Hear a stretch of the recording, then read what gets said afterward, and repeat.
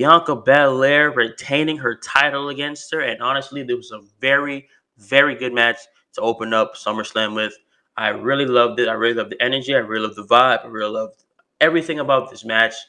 It was I was glad to see Bianca Belair get her redemption against Becky Lynch from 2021 SummerSlam. Her becoming squashed to now in SummerSlam of 2022. Her getting her redemption and basically getting the match that she wanted from 2021, and to see her beat you know, big time Bex in a good, nice, old fashioned match without nobody cheating or anything. It is a good sight to see, and not no botches and stuff like that. I love to see that, and also too in her hometown of Nashville, Tennessee, which I did not know Bianca Belair was from Nashville, Tennessee. So that's a good sight, and that's something to learn too. So I really like that, and I'm just telling you that match alone was just so good to open up, so good to open up SummerSlam. It was a chef kiss of a match. I really loved it.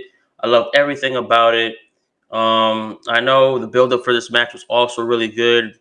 I know it was so good, like to the point they had to break up both Bianca and Big Time Bex just because of how bad they were just you know basically going at each other for the amount of weeks, and it's a good sight to see. It's a good sight to see. I love each and every minute, waking moment of this match, and like it's a good thing that this rivalry has now come to an end too. So I am glad about that.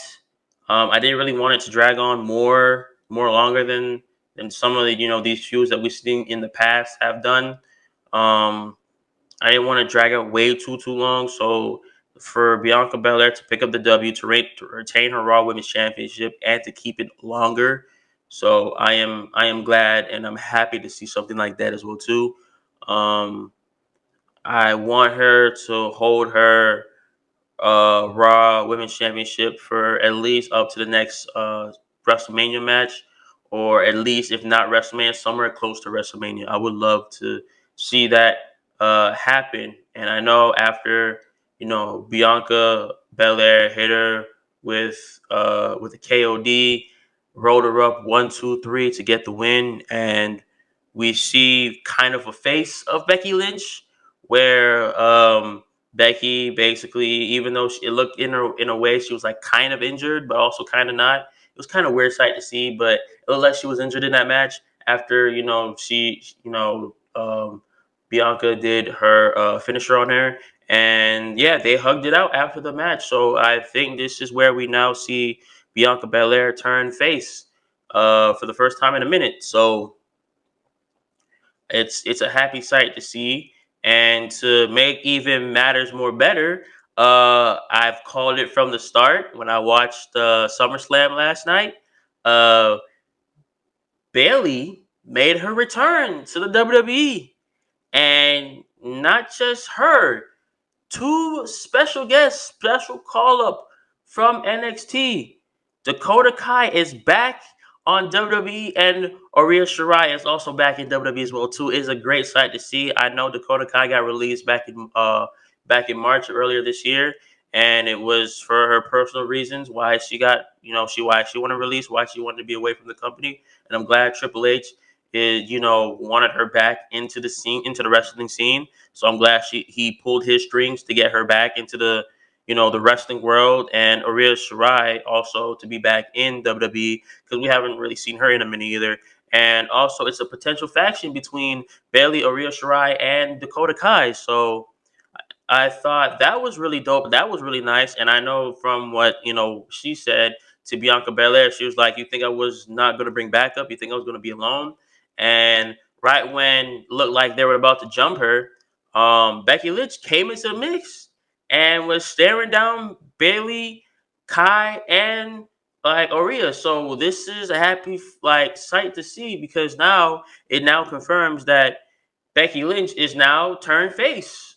So instead of like them jumping her, it was going to be a 2-on-3, brawl. And yes, obviously, Bailey backed off, and she did said, it basically was they're gonna wait. So I am glad to see I'm glad to see Triple H now being head of creative. He is now pulling the strings, and he is now gonna try his very best to get the Raw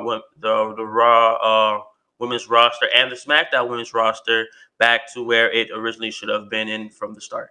So I am glad to see um, both Stephanie and Triple H taking into precaution and making at least the women's roster way better for the WWE and for potential newcomers to WWE, like get engaged with their wrestlers and be engaged with the women as well too of WWE, and at least make them better, at least make the women's roster better, because right now it's looking pretty bad, and we want to see WWE do better.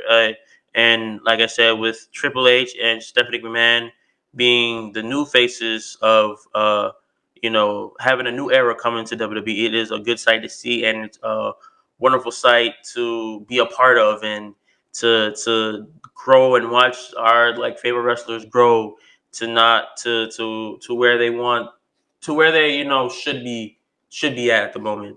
So, congratulations to Bianca Belair for getting her W against Becky Lynch and to enter rivalry for good. And I do want to see if either Becky will get involved with Bailey and Bianca, because I know there's going to be probably a potential Bianca Belair and a Bailey feud for the Raw Women's title.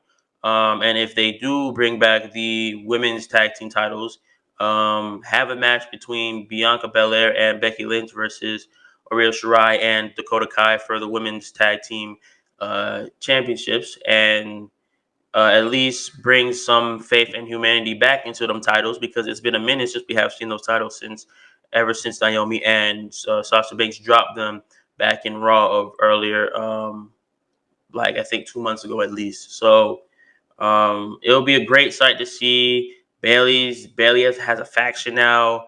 Bailey's also back on the scenes.